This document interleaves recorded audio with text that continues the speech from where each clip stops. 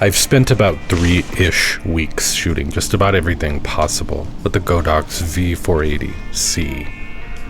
Although I'm very accustomed to shooting flash at weddings in studio, I don't generally choose to do so outside of those specific cases. And it's been quite an experience. Uncomfortable at times, super rewarding at times.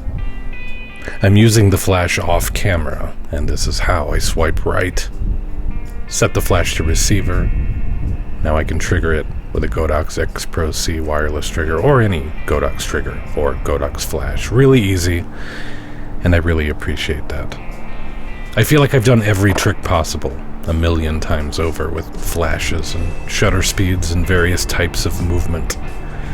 So for that reason, I really got fixated on this multi-mode, where you can do one long exposure and set it to flash multiple times. On the left, we're setting how many flashes, and on the right, how many seconds to execute those flashes. Cool idea. But I don't really think I found a good opportunity to use this feature, but that didn't stop me from trying. I think it would be kind of incredible for dance shots at a wedding reception. But funny enough, you can leave it in multi-mode and just set it to flash once, then it behaves as normal. I mention that because I did leave it in multi-mode an awful lot, just in case the opportunity to use it presented itself. Here's the XPro-C wireless trigger. So cool because you can control everything from the trigger easily. You never have to walk over and change settings on the flash directly. I received this flash for free to review. I asked specifically that a wireless trigger be included because the ability to switch between on-camera and off-camera is really important to me, but may not be for everyone. At weddings, I use a flash bracket for better vertical shooting, and instead of a sync cable like I used to use, I like to use a wireless trigger. Then it's super easy to pop the flash off for more dynamic lighting when there's time to do so, and then right back on again. In the menu, and I won't make you stare at the menu the entire time I'm talking about it, but I'm going to mention what everything does in here. Here goes. First item, sender flash on off, is asking, when using this flash as the sender, we've been using it as the receiver, that is to trigger another Godox flash. Do you also want this flash to fire? On is yes, off is no. I don't have two of them to conduct the experiment, and the manual is a little vague, but I'm pretty sure that's what this is. So this setting only matters once you put the flash into sender mode, which I will not be doing, but useful nonetheless. Good to know. A very valuable option if you're adding more lights to your setup. More on the menu in a sec. If you swipe down, you can set high-speed sync to shoot with the flash beyond your camera's maximum sync speed. Set it to time the flash to the rear curtain, the front curtain. Photocell is to set this as a dumb optical slave to work with any other flash on Earth. It sees a flash, it also flashes. That's S1. S2 ignores the first flash and fires on the second. Useful if you're triggering it with a flash in TTL mode, which does a pre-flash to gather data, followed by a second flash to expose the image. There's the modeling light. You can use the dial if you prefer that over touchscreen. This is my friend Lindsay. She's 9, I think, weeks pregnant here, something like that. She started a YouTube channel about pregnancy stuff. I'll leave a link. Modeling light on, controlling it from the XPro-C. How cool is that? Multi-mode on, multi-mode off. I will also leave a link to the flash, the V480C and the wireless trigger, XPro-C. C in this case referring to the fact that these were designed to work with Canon cameras. And I swear I'll get back to going through the menu items in just a sec. I like this shot very much. It's a good one. You need to make sure the flash is assigned to a group that the trigger is actively firing, A through E, and on the same channel, 1 through 32, by holding down the button on the bottom left of the trigger. Groups exist for multi-light setups. You don't need to worry about it with one flash. Just set both the flash and trigger to the same group, and never think about it again. And here's how you assign the flash to a group. Just tap the letter and change it. And here's how you switch channels. There are 32 channels on the left. On the right, you'll see an ID option. That's an extra layer of isolation. Your flash is from someone else's. If you're shooting in a crowded environment, just make sure the ID number matches on both the flash and the trigger, or set it to off. Honestly, just set it to off. The UI of the flash is really, really good. The touchscreen interface is great, actually. Smooth, no lag at all, surprisingly good. The flash came with some modifiers, diffusers, which is very nice. I will certainly use them, especially this one. Maybe they're meant to work together, but, you know, use them together, separately, whatever. Options. It's nice to have options. Sometimes precision controls can be tough to get dialed in on a touchscreen. Any touchscreen. But at that point, of course, just rotate the dial instead. Navigating the menu, though, is clearly better and faster with the touchscreen as compared to, like, old-fashioned flashes. Overall, though, honestly, the interface is really impressive. That is what impressed me the most about the flash. This is my favorite shot I've taken thus far, and I got it with the flash mounted directly on camera. And I can't overstate what a big deal that is, because I am not typically a fan of light coming from that direction. Flash mounted on camera. It's necessary sometimes, but rarely is it my preferred choice.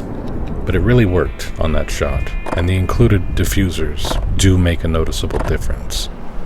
But the actual main settings menu that you get to by swiping right and hitting the menu button was a little mysterious to me at first. I said I'd go through every item, so let me get back to deciphering that. There's interesting stuff in there, it's worth it. The second item on that menu is power type, which controls how brightness values are displayed, which format to use. Display as a fraction, which is, I would say, the typical format that photographers are used to seeing. And the other is a decimal format, floating point value.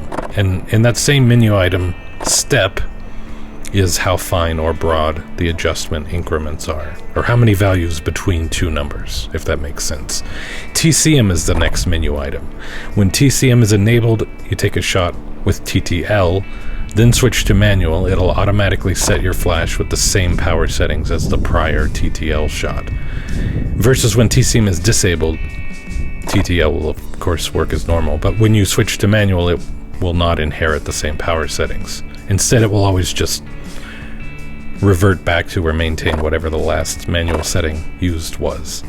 TTL, I should explain, measures light through the lens TTL, and communicates that information back to the flash. Whereas manual, you're just setting it, manually. For portraits, largely, I use manual. For weddings, largely, I use TTL. And I can see an advantage for having TCM both on and off. So for me, that's probably a switch I'll be flipping a lot. The battery situation on this flash is divine. No AA's, no charger even. Charge the battery directly via USB-C. Thank you for that. Thank you for putting an end to this AA nightmare. This is the flash I will now be retiring, a Canon flash. I own a lot of flashes, and strobes aplenty. For me, the Godox V480C is replacing them all. It's really capable, compact, light, easy to just have with you at all times. None of my other lights make any sense in the context of having now used this one.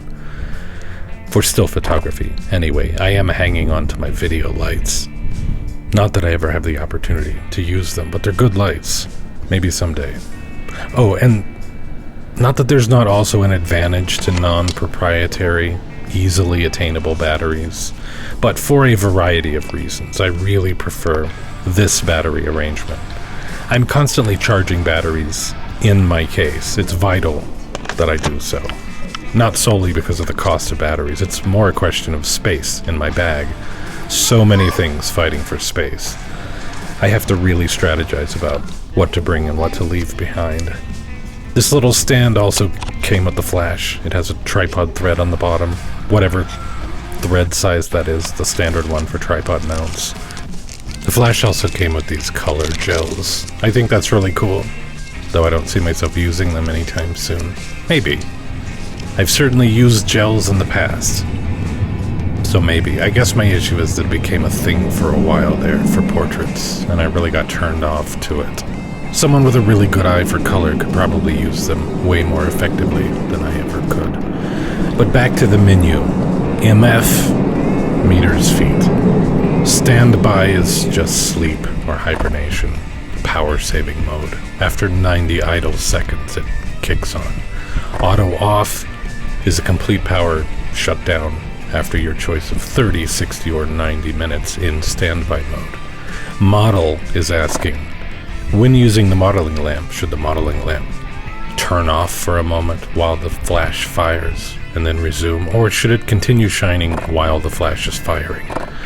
Interrupt is definitely the correct setting there, in my opinion. The last thing you need when doing flash photography is more stray light spilling onto your subject. Brightness is asking, how bright do you want the screen? How long until the screen shuts off? Evidently a third power-saving feature, and different than standby. So the screen shuts off, later it goes into standby, later still it powers off completely. All three controlled with 3 different settings. I know, Miyako. Could you let me finish this, please? I know, baby.